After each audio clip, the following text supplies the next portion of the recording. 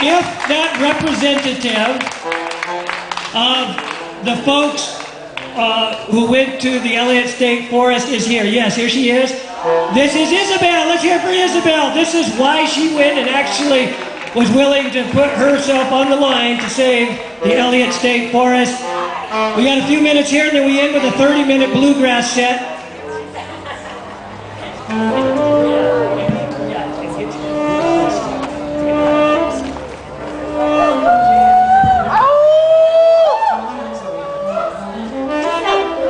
Somewhere, a red tree bull is building a nest 200 feet up in a Douglas fir, anticipating the arrival of a mate. Huckleberries are bursting with sugary juice warmed by the sun, and beneath our feet, beyond the cage of concrete, a complex system of billions of mycelium are reproducing, consuming, communicating, and thriving in the topsoil. Right now, hundreds of species are going extinct every day. Indigenous languages that have survived thousands of years are dying off. Children are enslaved to be used for hard labor and sex. And if I ever have children, along with all the other women of this country, I will most likely have dioxin, one of the most toxic substances known to humans, in my breast milk. And here we sit, somewhere stuck in a web intertwined with unspeakable beauty and piercing hatred.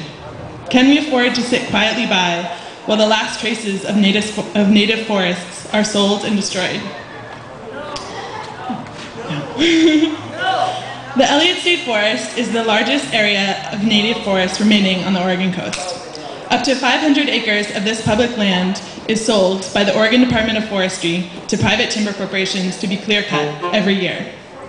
After leaving huge areas nearly devoid of life, the land is sprayed with herbicides, which then leach into the ground and the streams, poisoning the remaining life and the water they need to survive. These despicable practices that destroy the very land that supports our lives are funded by, naturally, us. Private timber companies own about 12.8 million acres of land in Oregon, and they pay almost no property tax. In fact, public taxpayers pay subsidies to private timber companies for their public land access, fire and insect protection, as well as forest research. Large companies that own more than 5,000 acres are also exempt from any timber harvest tax. This tax was previously used to fund public education and revoked in 2004. This gift to the industry resulted in a loss to the public of $58 million in the first year alone, according to the Oregonian newspaper. It is a testament to the sheer malevolence of those that oppose us, that they would decimate entire ecosystems with clear cuts, pollute the water and soil, then claim these acts necessary to fund our children's education. But these actions by the state and private interests affect much larger communities than those in Oregon. NASA has found deforestation to be the second leading cause of global climate change.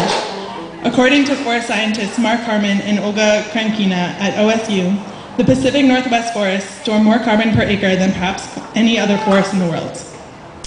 Contrary to what the timber industry may claim, only 15% of carbon stored in a live tree is stored in the final wood product. With less than 5% of the original native forest remaining in this country, protecting areas like the Elliott as carbon reserves is essential to the health of the planet and all its occupants. It is a testament to the true advancement of this culture that we as a species are now able to choose whether we want to fight for a world that can sustain life or resign to try and live in one that cannot. Ants do not choose to gather food for their colonies. Parents do not choose to try and give the best life possible for their children. For those of us who are interested in clean water, in the ability to breathe without risking asthma, in the diversity and health of this planet, resisting the machine of industrial civilization is not a choice. It simply must be done.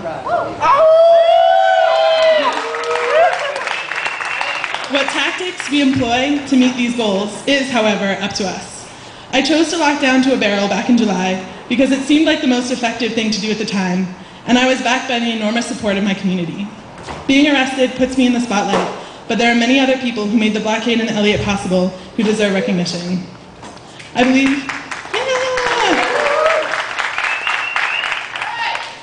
that supporting each other in all acts of resistance, whether it be striving to live sustainably, filing lawsuits, or raising loving children, is the strongest tool we have.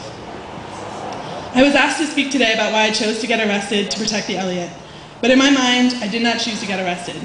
I have made the simple choice to align myself with the earth, because it is, quite literally, who I am. Thank you.